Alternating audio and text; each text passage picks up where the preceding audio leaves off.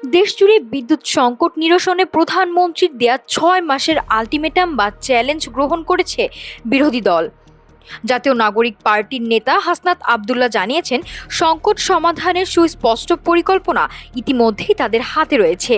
সেই সাথে মার্চেন্ট পাওয়ার পলিসি বাস্তবায়ন সহ দ্রুত পদক্ষেপ নেয়ার তাগিদ দিয়েছেন তিনি।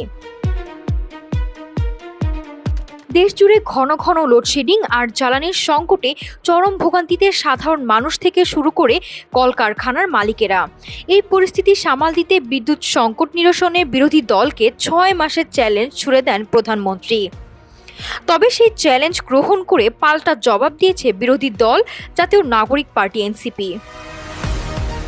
এনসিপির নেতা ও সংসদ সদস্য হাসনাত আব্দুল্লাহ সামাজিক যোগাযোগ মাধ্যমে দেওয়া এক স্ট্যাটাসে জানান, বিদ্যুৎ সংকট নিরসনে এনসিপির আহ্বায়ক নাহিদ ইসলাম ইতিমধ্যে ৩০ দিন, ৬ থেকে ১৮ মাস এবং দীর্ঘমেয়াদী মোট ১৫ দফার সুস্পষ্ট পরিকল্পনা দিয়েছেন। তবে সরকারের অদক্ষতার কারণে সেই সমাধান ফাইলবন্দী হয়ে আছে বলে অভিযোগ করেন তিনি। সরকারের নীতি ও প্রশাসনিক সক্ষমতা নিয়ে প্রশ্ন তুলে হাসনাত অভিযোগ করেন, ডলার সংকটের অজুহাত না দিয়ে অন্তর্বর্তীকালীন সরকারের অনুমোদিত মার্চেন্ট পাওয়ার পলিসি ২০২৫ দ্রুত বাস্তবায়ন করা প্রয়োজন। এতে সরকারি কোষাগারের টাকা ছাড়াই বেসরকারি খাত সরাসরি বিদ্যুৎ উৎপাদন ও বিক্রি করতে পারবে।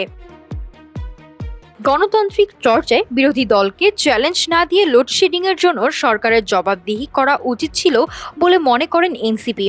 ৬ মাসের মধ্যে সরকার এই প্রস্তাবগুলো বাস্তবায়ন করতে না পারলে তা নীতিগত ব্যর্থতা নয়, বরং প্রশাসনিক অদক্ষতা হিসেবেই গণ্য হবে বলে হুঁশিয়ারি দেন বিরোধী নেতারা। নাফিসা সামিয়া, ঢাকা টুডে।